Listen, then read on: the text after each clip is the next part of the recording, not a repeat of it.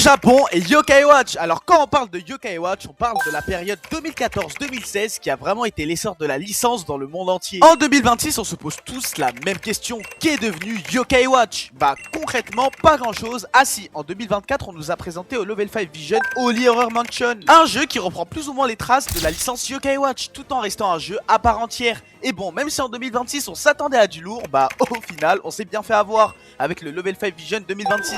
Bah mis à part des PowerPoint faits avec l'intelligence artificielle, on n'a pas été avancé à grand chose. Comment ça mon ref? Mais aujourd'hui je veux vous annoncer que Yokai Watch n'est pas mort. Car en effet j'ai eu la chance de pouvoir jouer au tout nouveau jeu Yokai Watch.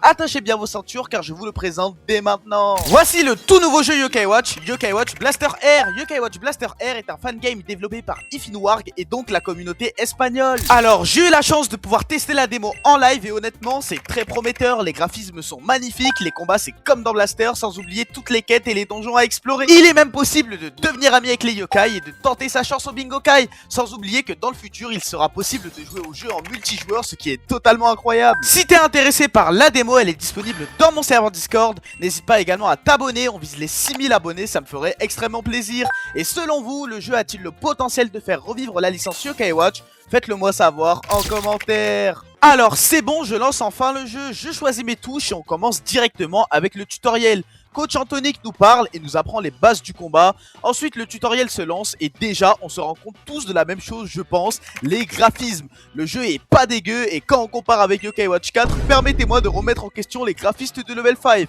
Enfin bon, on apprend les bases en dépouillant un Woko et je me rends compte que le frérot Jibanyan peut taper des 4 tonnes boules de feu suprême en toute sérénité. Mais bon, une fois le tutoriel terminé, Coach Anthonic nous dit qu'on va devoir vivre sur une île et faut qu'on aille parler à Whisper.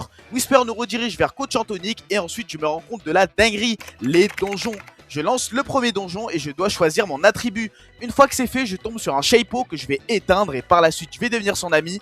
Ensuite, je bats un Shipper Pew et je me fais éteindre par un Woko. En relançant le donjon, j'arrive à un niveau où il y a un mini-jeu plutôt marrant. Je vous laisse regarder ça par vous-même. Attends, je suis mort là. Hop.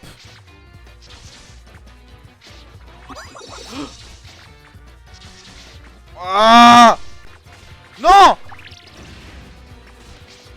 Bah non, mais vas-y. Bon, ensuite je décide d'aller améliorer mon Jibanyan parce qu'il était bien trop faible. Ensuite je récupère les récompenses des quêtes et je vais tenter ma chance au bingokai.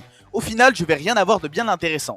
Alors nous voici dans la version 0.2 de la démo. Avec Walfu on a testé le mode multijoueur pour voir si tout fonctionnait à merveille. Et pour le coup on a été agréablement surpris.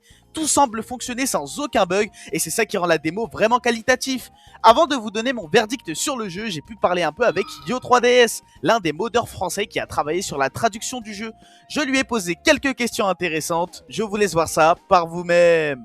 Ça va mais Yo3DS? Ça va. Ok, alors j'aimerais que tu te présentes un petit peu, etc. Donc moi c'est, en fait on peut m'appeler Yo3DS ou Yo3DS. Donc moi je suis une personne qui déteste voir quelque chose ne pas être traduit en français.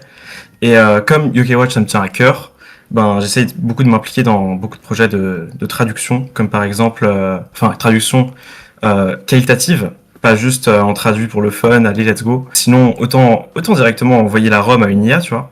Je préfère quelque chose de très très qualitatif. J'ai participé à plusieurs projets, comme par exemple là, Blasters Air. Mais ça, c'était vraiment assez short, tu vois. Je travaille vite fait dessus. Enfin, dès qu'il y a des nouveaux textes, je les traduis direct. Il y a pas non plus d'enjeu. Blasters Air, je l'ai découvert d'une manière assez précise. C'est juste, j'ai vu un forum dans Yokai Watch Meeting Zone. J'ai vu un petit post dans le salon de forum des modes des projets apparaître. Il disait juste, voilà, le jeu existe. Et moi, je suis arrivé et j'ai fait, moi, j'aimerais bien qu'il existe en français. Et comme il existe en anglais, je peux me baser sur l'anglais, tu vois. Et ils ont accepté.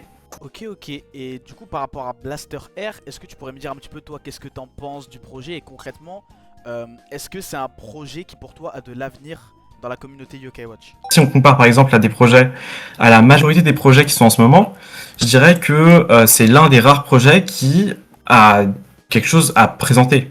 Par exemple, si on regarde un peu, il me semble qu'il y a seulement Cauchemar des Limbes et peut-être 2-3 autres projets, mais il n'y en a pas non plus énormément qui ont vraiment quelque chose à tester, qui est jouable, qui est fonctionnel. Alors, vous venez d'entendre l'avis de Yo3DS sur l'avenir de ce fan game et clairement c'est très prometteur et ça annonce vraiment pas mal de nouveautés en tout cas dans la communauté Yokai Watch et personnellement j'ai adoré le jeu. On est seulement sur la démo et concrètement c'est juste incroyable le travail qui a été fourni derrière. N'hésitez pas à aller leur donner de la force sur leur Discord les gars, ça me ferait extrêmement plaisir. Bon, sur ce c'était tout pour cette vidéo en espérant que t'as kiffé, c'était Connie, à la prochaine.